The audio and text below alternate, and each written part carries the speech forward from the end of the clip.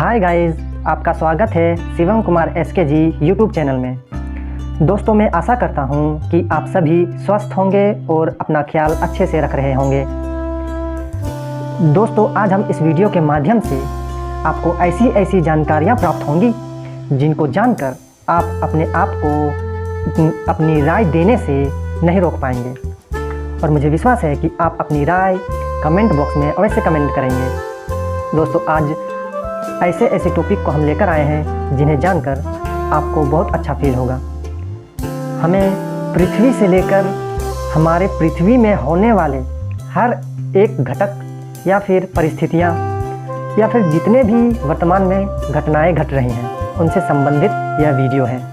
आपको इस वीडियो के माध्यम से यह भी पता चल जाएगा कि हमारी आने वाली पीढ़ी के लिए हम कैसा पर्यावरण या वातावरण छोड़कर जाने वाले हैं। आप इस वीडियो के माध्यम से यह भी जान जाएंगे कि हमें किस प्रकार का व्यवहार तथा आने वाली पीढ़ी के लिए किस प्रकार का पर्यावरण या पृथ्वी छोड़कर जाना चाहिए। दोस्तों, पृथ्वी से मानव सभ्यता के अंत का संकेत मिल रहा है। यह इसका बोलने का मतलब यह है, या फिर इसे यदि सामान्य अर्थ में बोलें तो हो सकता है कि आने वाले समय में पृथ्वी मानव के रहने के लायक ना हो। पृथ्वी को छोड़कर मानव को जाना पड़े, ऐसी परिस्थितियां उत्पन्न हो सकती हैं, क्योंकि ऐसे संकेत मिल रहे हैं। पृथ्वी की जो सहन करने की क्षमता होती है उस पर बहुत बोझ या दबाव पड़ रहा है, और यह दबाव अत्यधिक मात्रा में पड़ रहा है। आपको यह दबाव वीडियो में आगे समझ में आ जाएगा कि यह दबाव क्या है। वायुमंडल में उपग्रहों की संख्या में जोरदार इजाफा हो रहा है। दोस्तों, हमारा जो पृथ्वी का वायुमंडल या गुरुत्वाकर्षण क्षेत्र जितनी दूरी तक है उतनी दूरी तक मानव अपने उपग्रहों या सैटेलाइट को भेजकर पृथ्वी की जानकारियां इकट्ठा करता है।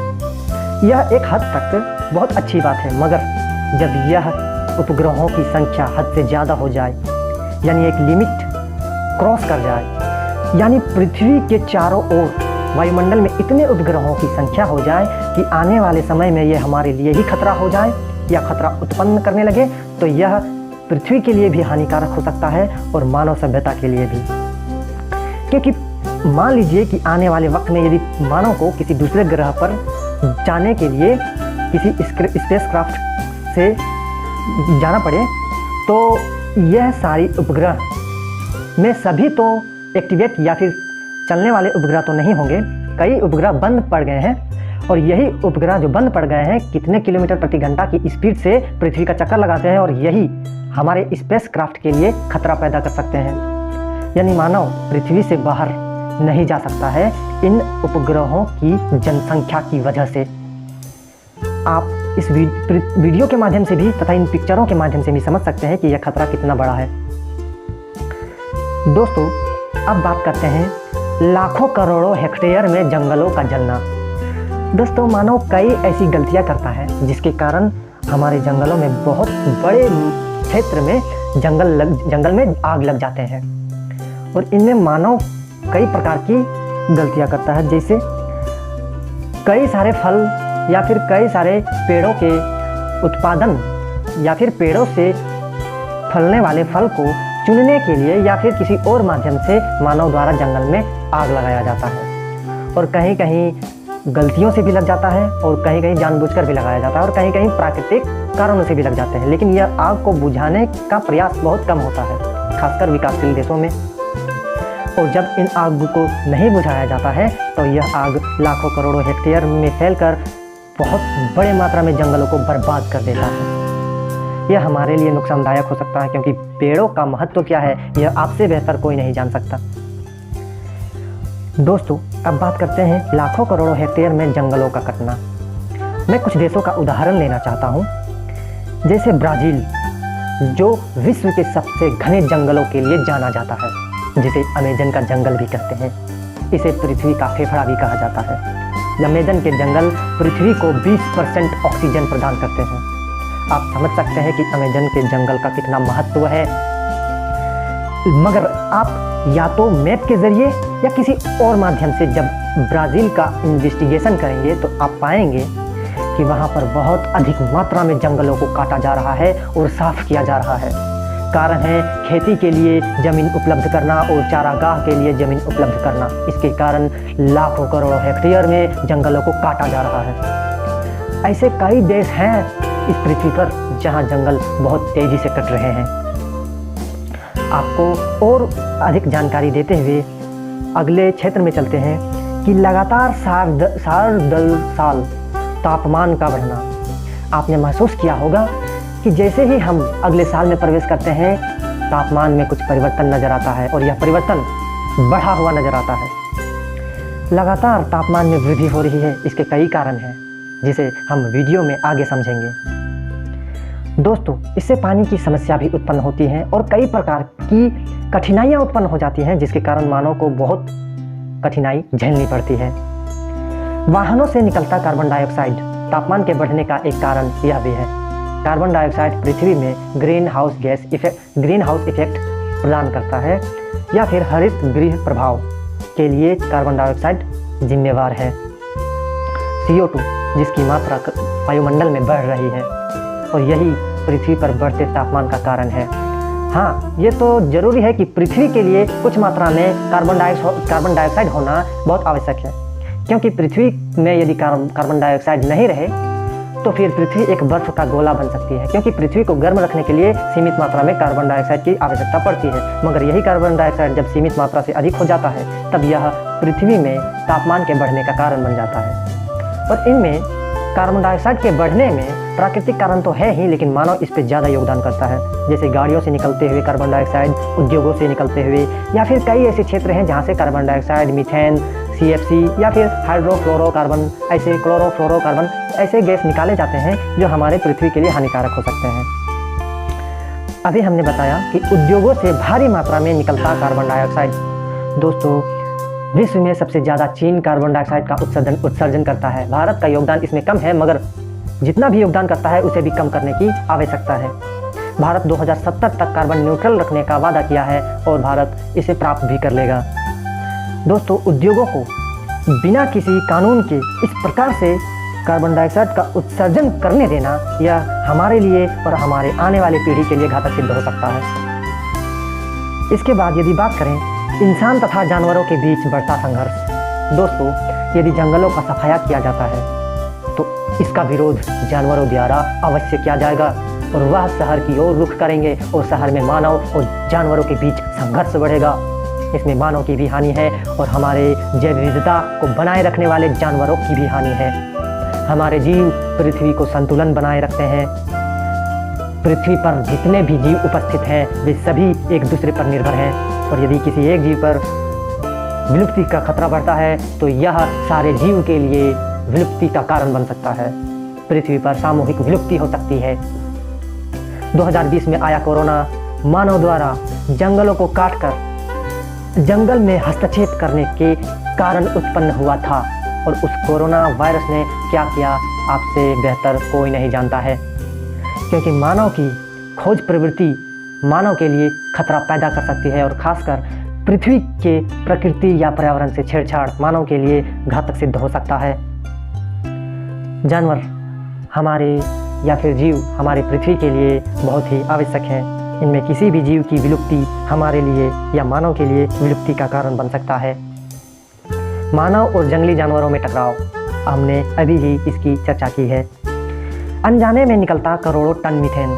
दोस्तों, दो कारण हैं जिनमें अत्यधिक मीथेन वायुमंडल में प्रवेश होता है। जब मानव खेती करना सीख गया था, यानी हम हजारों लाखों साल पहले की बात कर रहे हैं, मानव ने जब खेती करना प्रारंभ किया था तब उसे यह ज्ञान नहीं था कि वह जो खेती करता है, मतलब धान की खेती, जो धान की खेती करता है तो जो मिट्टी और पानी का संगम कई महीनों तक रहता है, तो मानव को यह ज्ञात नहीं था कि इसके कारण मीथेन गैस बहुत अधिक मात्रा में वायुमंडल में प्रवेश कर जाती है।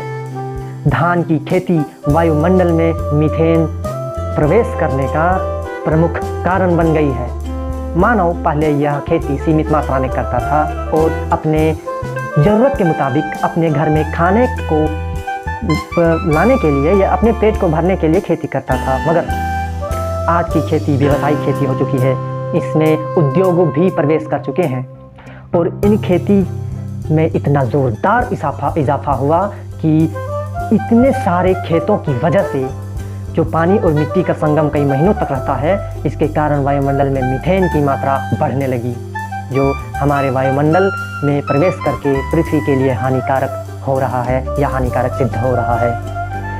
इसके और कारण हैं कि पृथ्वी में जानवरों की संख्या अधिक है। कहीं कहीं देश में मनुष्य से ज़्यादा जानवर भी हैं, और जो जानवर जुगाली करते हैं या फिर इसे सामान्य अर्थ में कहें तो मुंह को जो चलाते रहते हैं जो जानवर, उनसे भी मीथेन गैस उत्पन्न होती है, और यह मीथेन वायुमंडल में प्रवेश कर जाती है, जो हमारे लिए और हमारे सुंदर से पृथ्वी के लिए भी हानिकारक हो सकता है। औद्योगिक क्रांति के समय हुई बहुत सारी गलतियाँ।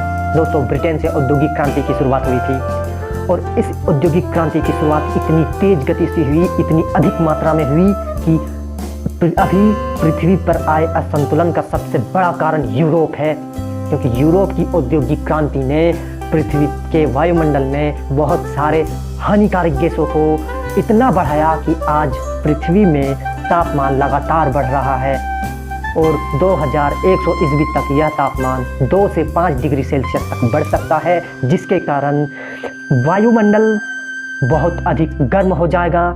हमारे पृथ्वी के सारे ग्लेशियर जहाँ भी उपस्थित हैं वहाँ से गायब हो जाएंगे।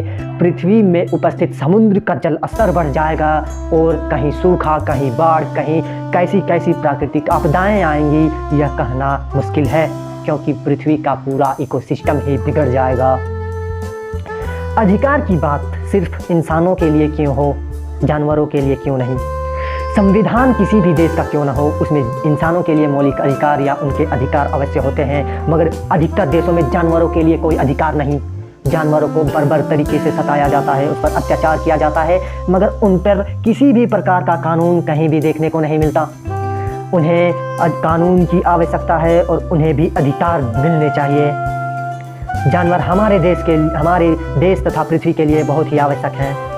यदि जानवर पर दबाव बढ़ेगा तो वह इसका विरोध अवश्य करेंगे। यदि जंगल खत्म किए जाएंगे तो इसका विरोध जानवर अवश्य करेंगे। जंगल के होने पर ही जैव विविधता संभव है। यदि आप जानवरों के रास्ते पर घर बनाएंगे या गांव बसाएंगे तो जानवरों का विरोध आपको झेलना होगा। आप हाथी कॉरिडोर या एलिफेंट कॉरिडोर के बारे में सुने होंगे। हाथी की याददाश्त बहुत अधिक होती है और वह जीवन भर एक ही रास्ते पर चलता रहता है, चाहे पानी की खोज हो या खाना की खोज, और उसी रास्ते पर यदि कोई गांव बस जाता है तो फिर हाथियों का विरोध झेलना होगा। दोस्तों, भारतीय गिद्ध जैसे कई प्रजाति अपने अंत की ओर बढ़ रहे हैं।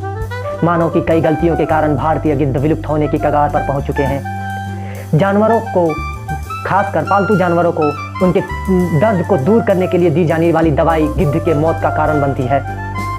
कई ऐसी प्रजातियां हैं, सिर्फ गिद्ध ही नहीं है, कई ऐसी पृथ्वी पर प्रजातियां हैं जो विलुप्त होने की कगार पर हैं, और हजारों लाखों जीव विलुप्त हो चुके हैं।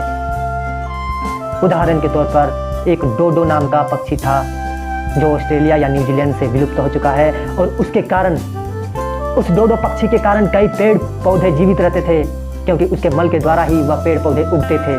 अब वह पक्षी नहीं है तो उस प्रजाति के पेड़ भी खत्म हो गए हैं, जिन्हें वह पक्षी अपने मल के द्वारा उगाता रहता था या फिर उन्हें जन्म देता था। जंगली जानवरों की कई प्रजाति विलुप्त होने की स्थिति में, कई प्रजातियां अपने विलुप्त होने की स्थिति में पहुंच चुकी हैं। भारत में तो चीता भी नहीं था, अभी हाल ही में चीता लाया गया है। शेर की बात करें, तेंदुआ की बात करें, बाघ की बात करें तो इनकी संख्या सीमित है। पृथ्वी को संतुलन बनाए रखने के लिए एक हद तक सारे प्रजातियों की संख्या संतुलन में होनी चाहिए। किसी भी प्रजाति की संख्या कम होने पर पृथ्वी का संतुलन बिगड़ सकता है। खेतों में रासायनिक खाद का प्रयोग। दोस्तों, जैसे ही पृथ्वी की जनसंख्या बढ़ी, खाने या फिर खाद्य की मांग बढ़ गई, और खाद्य को या खाने की मांग को बढ़ाने के लिए खेती में रासायनिक खाद का प्रयोग होने लगा, जैसे कि सल्फेट, फॉस्फेट, ऐसे करके कई प्रकार के खाद प्रयोग होने लगे, और खाद्य की मात्रा भी या उत्पादन की मात्रा भी बढ़ने लगी, मगर हमारी मिट्टी की जो गुणवत्ता है वह घटने लगी। हमारा उत्पादन इस प्रकार से दूषित हो चुका है कि मानव की जीवन प्रत्याशा यानी जीवन की या जीवन जीने रहने की अधिकतम उम्र घटती जा रही है। भारत में तो उतनी भी नहीं है, भले ही जापान आगे हो, मगर वह जैविक खेती करता है, इसी कारण से वह आगे है, रासायनिक खेती नहीं करता है। रासायनिक खेती हमारी मिट्टी, हमारी पृथ्वी और हमारे लिए हानिकारक है। हमारे लिए जैविक खेती ही बहुत अति आवश्यक है, क्योंकि जैविक खेती में किसी भी प्रकार का रसायन का प्रयोग नहीं किया जाता।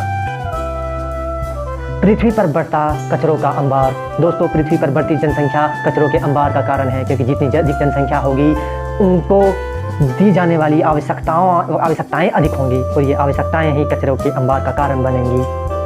ये कचरे बहुत अधिक मात्रा में बढ़ रहे हैं और इसका निपटान बहुत कम हो रहा है। इन कचरों को समुद्र में, नदियों में, तालाबों में फेंका जा रहा है, जिसके कारण हर एक जानवरों की पानी की उपलब्धता कम होती जा रही है। मानव तो बोरवेल के माध्यम से ज़मीन से पानी निकाल ले रहा है, और पानी की ज़मीन में भी या पृथ्वी में भी पानी नीचे जा रहा है।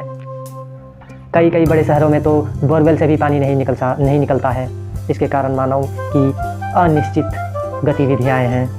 शहरों तथा उद्योगों का कचरा नदियों तथा समुद्र में जाना, इसकी चर्चा हमने की। इन कचरों का समुद्र में जाना वहाँ के इकोसिस्टम, वहाँ रहने वाले जीवों के लिए बहुत ही खतरनाक सिद्ध हो सकता है। समुद्र में बढ़ता मानवीय दबाव। मानव समुद्र में भी अब खनन करने की ओर बढ़ रहा है, यानी वहाँ भी वह खनन कर सकता है या खनन कर रहा है। और यदि ऐसा होता है तो वहाँ रहने वाले हर एक जीव के लिए बहुत ही यह खतरनाक बात है, क्योंकि सूर्य की रोशनी जहाँ नहीं पहुँचती है वहाँ जीव अपने आप को कनेक्ट करने के लिए या खाना खोजने के लिए या अपने खतरों से बचने के लिए ध्वनि तरंगों का इस्तेमाल करते हैं। और यदि समुद्र में खनन होगा तो ध्वनि तरंगों पर प्रभाव पड़ेगा, और इनमें प्रभाव पड़ा तो जीव सारे मारे जाएंगे। समुद्र में रहने वाले सारे जीव खत्म हो जाएंगे। समुद्र में मानवीय हस्तक्षेप से समुद्र के पर्यावरण को हो सकता है खतरा, क्योंकि वहाँ रहने वाले जीव अपने अस्तित्व को नहीं बचा पाएंगे। यदि समुद्री पर्यावरण में हस्तक्षेप करके खनन किया जाता है तो इसके गंभीर परिणाम हो सकते हैं। दोस्तों, आपको यदि यह वीडियो अच्छा लगा हो, आपको बहुत अधिक जानकारी मिली हो, तो प्लीज़ इस वीडियो को लाइक करें, शेयर करें, कमेंट करें। और यदि आप इस चैनल में नए हैं तो चैनल को सब्सक्राइब कर लें। मिलेंगे एक ऐसा ही बहुत ही बेहतरीन वीडियो में। तब तक के लिए धन्यवाद।